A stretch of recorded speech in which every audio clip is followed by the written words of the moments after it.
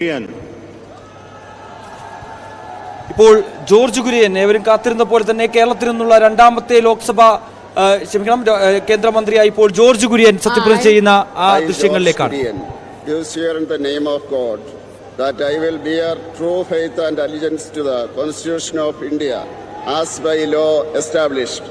That I will uphold the sovereignty and integrity of India.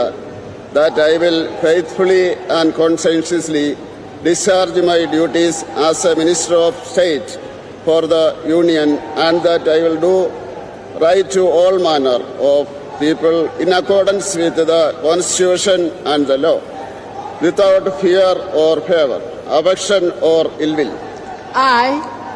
I, George Kurian, do swear in the name of God that I will not directly or indirectly communicate or reveal to any person or persons any matter which shall be brought under my consideration or shall become known to me as a Minister of State for the Union, except as may be required for the due discharge of my duties as such Minister of State.